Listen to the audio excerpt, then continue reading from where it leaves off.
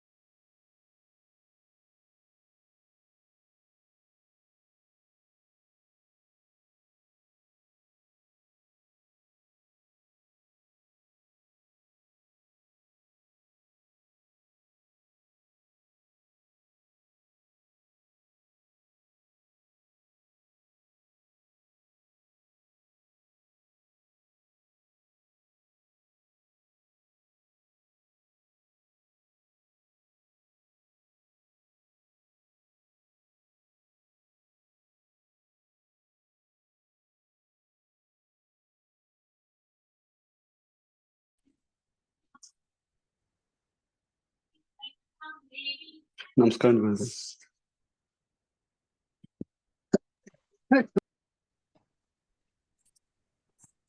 నమస్కారం గురుగారు. ప్రారంభిద్దామా? ప్రారంభిస్తామండి.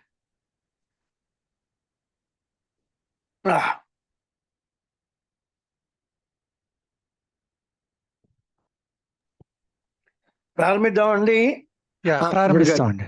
గణేష్ గారు మొదలు పెడతారు. ఓం గణానాం త్వా గణపతిగం భవామహే కవిం కవీనాముపమస్రవస్తమం జ్యేష్ఠరాజం బ్రహ్మణాం బ్రహ్మణస్పద ఆనశృణ్వన్నోతిభిः सीदसादनं प्रणो देवी सरस्वती वाजेभिर्वाजनीवती धीनामः पित्र्यवतु. శ్రీ మహాగణాధిపతయే నమః. श्रीमहासरस्वत्यै नमः। श्रीगुरुभ्यो नमः। हरिः ओम्। ओम पितरः पितामहः परे वरे ॐ पितरः पितामहः परे वरे। ॐ पितरः पितामहः परे वरे। तथा आस्ततामहः इहमावता ततास्ततामहः इहमावता। ततास्ततामहः इहमावता। अस्मिन् ब्रह्मन् अस्मिन् क्षत्रे स्यामाशिष्यस्याम् अस्मिन् ब्रह्मन् अस्मिन् क्षत्रे समशिष्यस्यां पुरोधाय अस्मिन् कर्मन् अस्यां देवहूत्याग स्वाहा।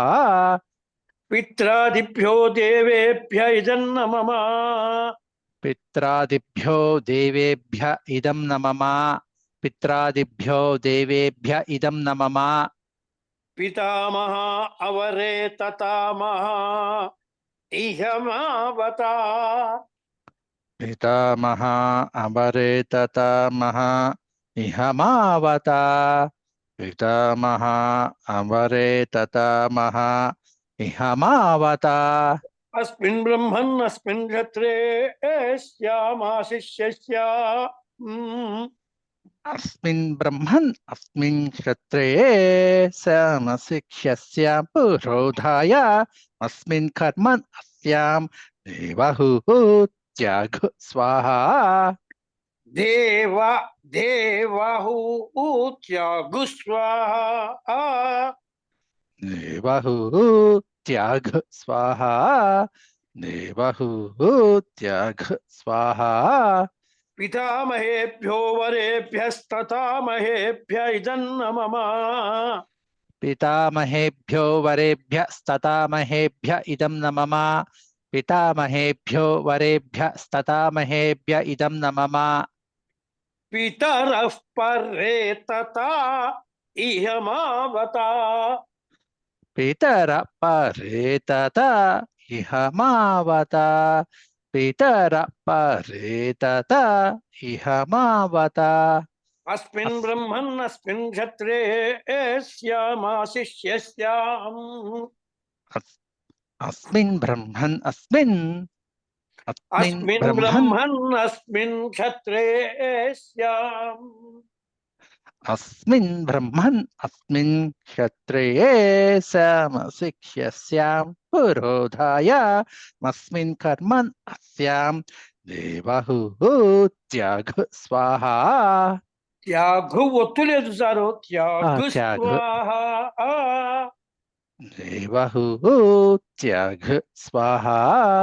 देवहूत्याग स्वाहा। पितृभ्यः परेभ्यस्ततेभ्य इदन्न मम पितृभ्यः परेभ्यस्ततेभ्य इदं न मम। पितृभ्यः परेभ्यस्ततेभ्य इदं न मम। अप उपस्पृश्य अपौपस्पृश्य ऋताशाद्रतथामाग्निर्गन्धर्वा ऋताशाद्रुतधामाग्निर्गन्धर्वा। ऋताशाद्रुतधामाग्निर्गन्धर्वा। माग्निर्गन्धर्वाः माग्निर्गन्धर्वः। माग्निर्गन्धर्वः। तस्यौषधयोऽप्सरसा ऊर्जो नाम तस्यौषधयोऽप्सरस ऊर्जो नाम। तस्यौषधयोऽप्सरस ऊर्जो नाम। మీరు యోగుడా కిందకంటున్నారు తస్యౌషధయోऽప్సరస तस्यौषधयो अप्सरस। तस्यौषधयो सरस ऊर्जो नाम। स इदं ब्रह्म स इदं ब्रह्म क्षत्रं पातुत। इदं ब्रह्म క్షత్రం పాంతు తస్మై స్వాహా త ఇదం బ్రహ్మ క్షత్రం పాతుత ఇదం బ్రహ్మ క్షత్రం పాంతు తస్మై స్వాహా ऋतासाहे ऋतधाम्ने अग्नये गन्धर्वाये दन्नमः ऋतासाहे ऋतधाम्ने अग्नये गन्धर्वायेदं नमः ऋतासाहे ऋतधाम्ने अग्नये गन्धर्वायेदं नमः ताभ्य स्वाहा ओषधीभ्योऽप्सरोभ्य ऊर्ध्व्य इदन्नमः ताभ्य स्वाहा औषधिभ्यो अप्सरोभ्य ऊर्ध्व्य इदं नमः ताभ्य स्वाहा औषधिभ्यो अप्सरोभ्य ऊर्ध्व्य इदं नमः सगुंहितो विश्वसामा सूर्यो गन्धर्वः सगंहितो विश्वसामा सूर्यो गन्धर्वः सगंहितो विश्वसामा सूर्यो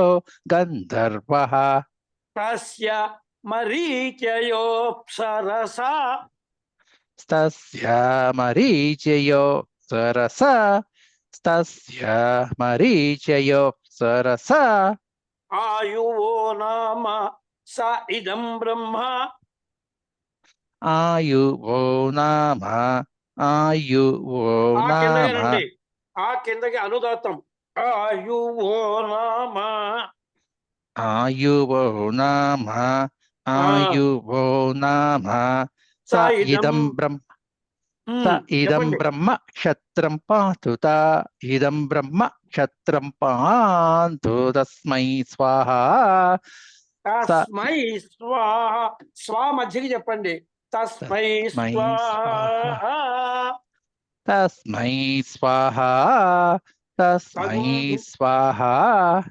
सगुंहिताय विश्वसाम्ने सूर्याय गन्धर्वाय दन्नमः सगंहिताय विश्वसाम्ने सूर्याय गन्धर्वायेदं नमः सगंहिताय विश्वसाम्ने सूर्याय गन्धर्वायेदं नमः ताभ्य स्वाहा मरीचिभ्योऽप्सरोभ्य आयुभ्य इदन्नमः ताभ्य स्वाहा मरीचिभ्यो अप्सरोभ्य आयुभ्य इदं नमः ताभ्य स्वाहा मरीचिभ्यो अप्सरोभ्य आयुभ्य इदं नमः सुषुम्न सूर्यरश्मिश्चन्द्रमा सुषुम्न सूर्यरश्मिचन्द्रमा सुषुम्न सूर्यरश्मिचन्द्रमा गन्धर्वस्तस्य नक्षत्राण्यप्सरसो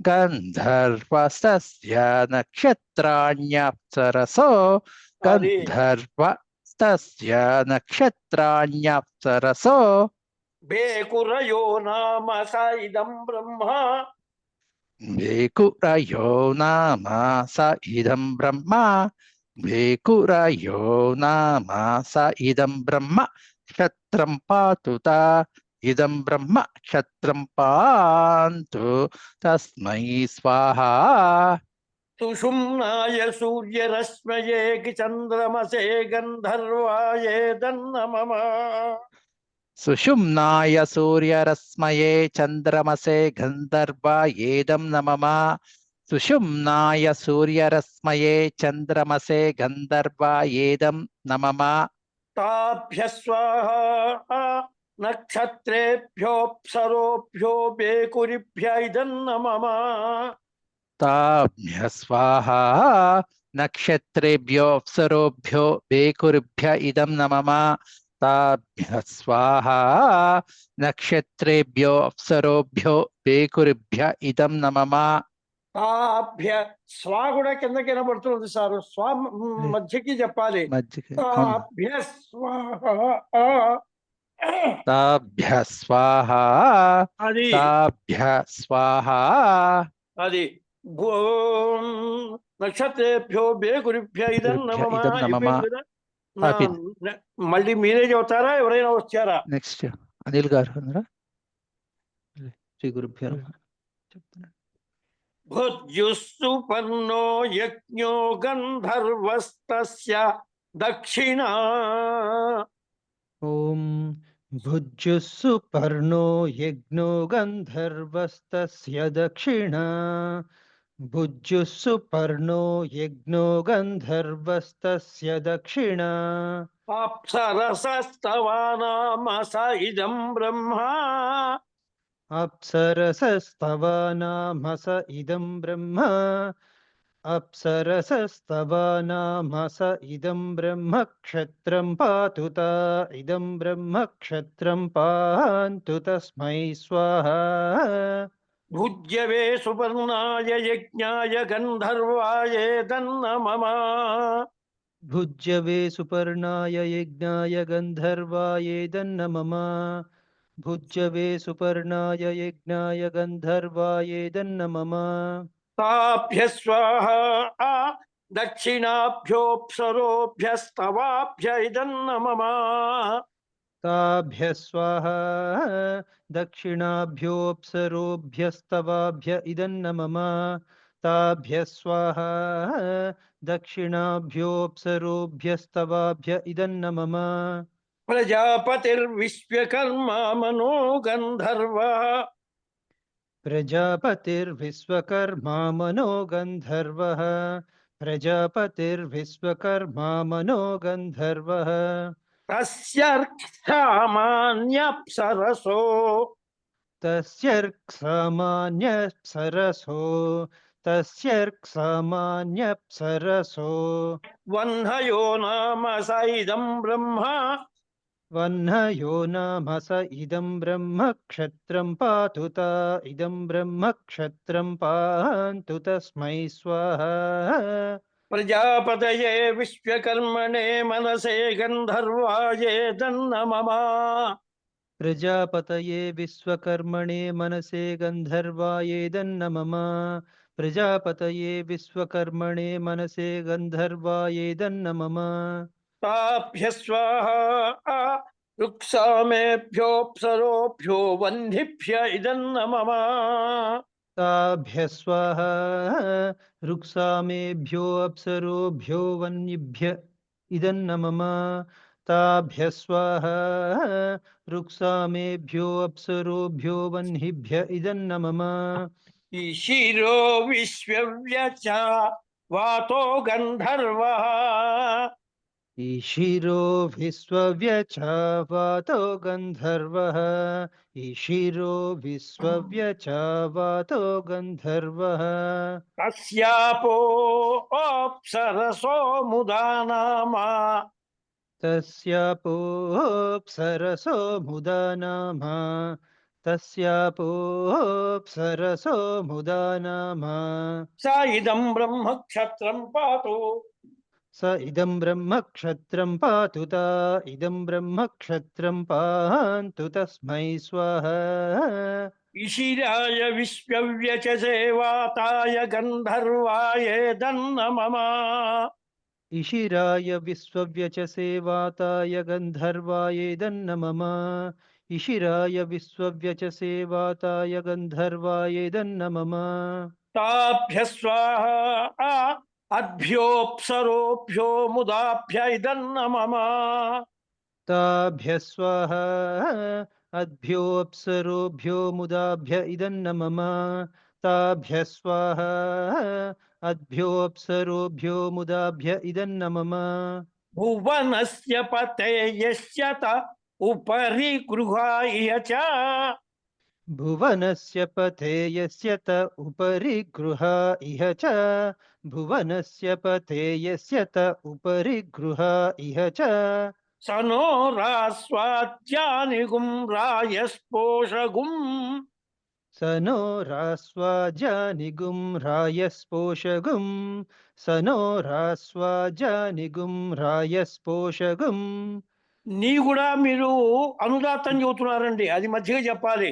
సనో రాస్వాద్యానిగుం సనో సనో రాస్వాద్యానిగుం రాయస్పోషగుం स नो रास्वाजानिगुं रायस्पोषगुं అది स नो रास्वाजानिगुं रायस्पोषगुं सुवीर्यगुं సువీర్యగుం సువీర్యగుం సంవత్సరీణాగ్ స్వస్తిగ్ స్వాహా. सुवीर्यगुं संवत्सरीणाग स्वस्तिग स्वाहा सुवीर्यगुं संवत्सरीणाग स्वस्तिग स्वाहा భువనస్య పతయ ఇదన్న మమ. भुवनस्य पतय इदन्न मम भुवनस्य पतय इदन्न मम నెక్స్ట్ ఎవరైనా వస్తారా, మీరే చెబుతారా? शेखर गाరు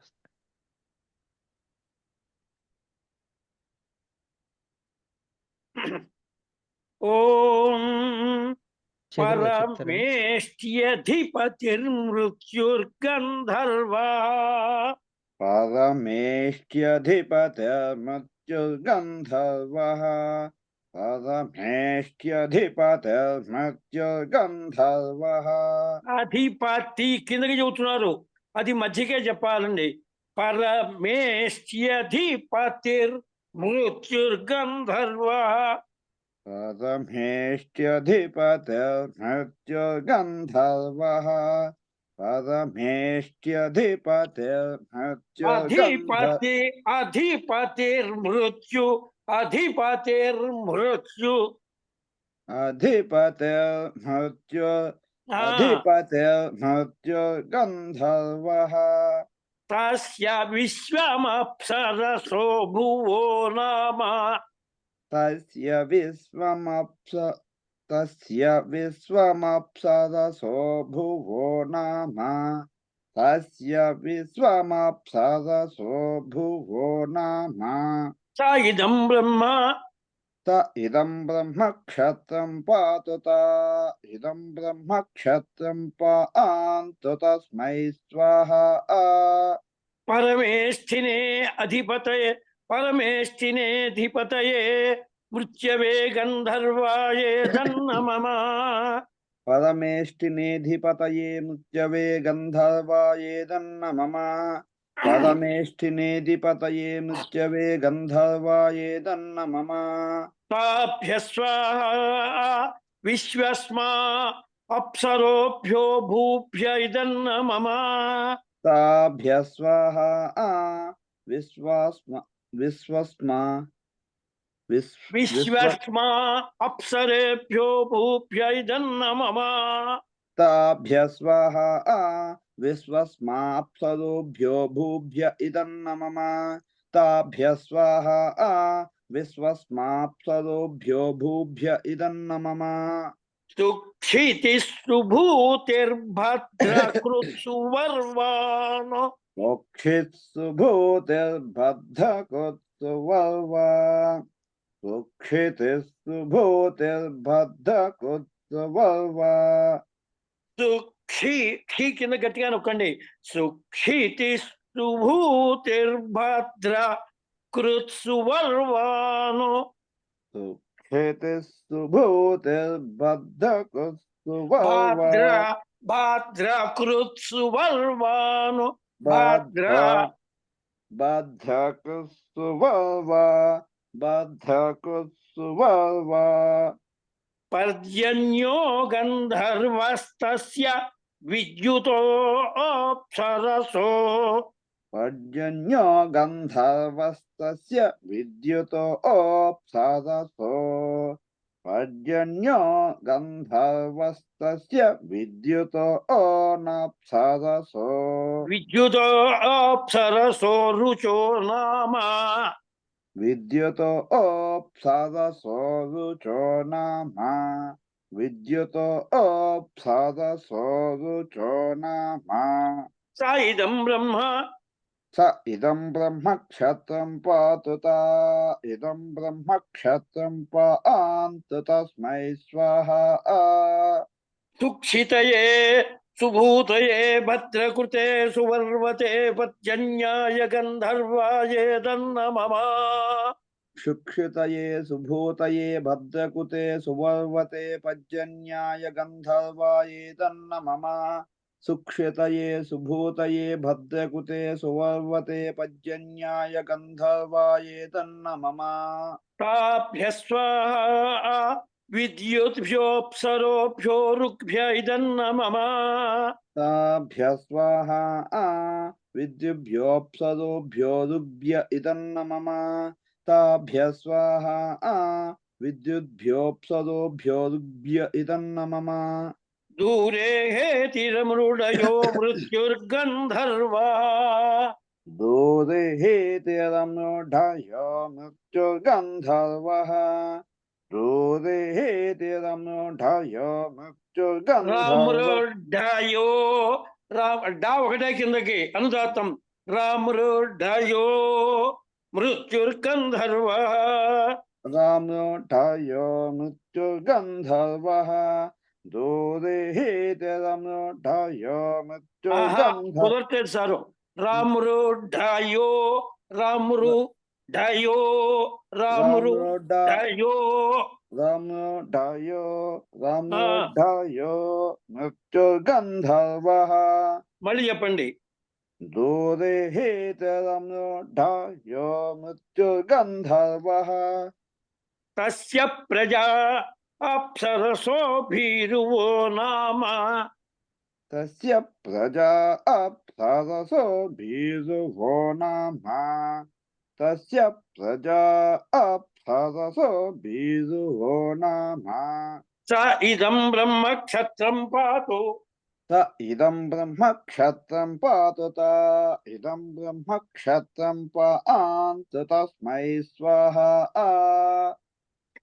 దూరే హేతయే అమృడయాయ మృత్యవే గంధర్వాయేదన్న మమ दूरे हेतवे अमृडयाय मृत्यवे गन्धर्वाये तन्न मम दूरे हेतवे अमृडयाय मृत्यवे गन्धर्वाये तन्न मम ताभ्य स्वाहा प्रजाभ्योऽप्सरोभ्यो भीरुभ्य इदन्न मम ताभ्य स्वाहा प्रजाभ्योऽप्सरोभ्यो बीरुभ्य इदन्न मम ताभ्य स्वाहा प्रजाभ्योऽप्सरोभ्यो बीरुभ्य इदन्न मम चारुः कृपणकासी कामो गन्धर्वः चारुकृपणकासी कामो गन्धर्वः चारुकृपणकासी कामो गन्धर्वः तस्याधयो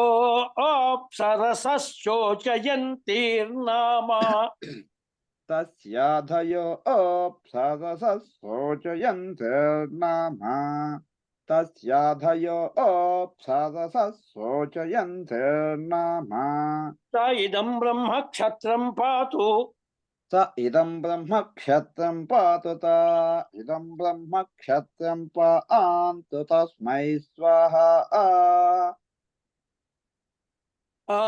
चारवे कृपणकाशिने कामाय गन्धर्वायेदन्न मम चारवे कृपणकाशिने कामाय गन्धर्वायेदन्न मम चारवे कृपणकाशिने कामाय गन्धर्वायेदन्न मम ताभ्य स्वाहा आदिभ्योऽप्सरोभ्यः शोचयन्तीभ्य इदन्न मम ताभ्य स्वाहा आदिभ्योऽप्सरोभ्यः शोचयन्तीभ्य इदन्न मम ताभ्य स्वाहा आदिभ्योऽप्सरोभ्यः शोचयन्तीभ्य इदन्न मम तनो भुवनस्य पते यस्य त उपरि स नो भुवनस्य पथे यस्य त उपरि स नो भुवनस्य पथे यस्य त उपरि गृह इह च गृह इह च उरुब्रह्मणेऽस्मै क्षत्राय उरुब्रह्मणेऽस्मै क्षत्राय उरुब्रह्मणेऽस्मै क्षत्राय माहि शर्म यच्छस्व माहि शर्म यच्छ स्वाहा మహిషమయచ్చ స్వాహా భువనస్య పతయే బ్రహ్మణ ఇదన్న మమ. భువనస్య పతే బ్రహ్మణ ఇదన్న మమ భువనస్య పతే బ్రహ్మణ ఇదన్న మమ హరి ఓం. హరి ఓం. శ్రీ గురుభ్యో నమః. వాళ్ళ ఒక్క నిమిషం ముందరగా అయింది. గురుగారు ఒక చిన్న సందేహం అండి. అయ్యా తాభ్య స్వాహ ఆధిభ్యోనండి ఆదిభ్యోనండి? ఆధి ఆధి తథ ఆధిభ్యోప్సరోభ్యో. ఆధులు అంటే మానసికమైనటువంటి దౌర్బల్యాలకి సంబంధించిన దేవతలు. ఆహా. అది ఎలా ఉందిరా మావయ్య గారికి? ఆ, నేను రేపు ఇప్పుడు వెళ్ళి చూద్దాం. అది ఆధిభ్యోనండి. ఆధి ధ కదండి? వస్తుంది. ధాన అండి ధాన అండి అక్కడ ధ కన్ఫ్యూజన్ ధ అవుతుంది. ఆధి.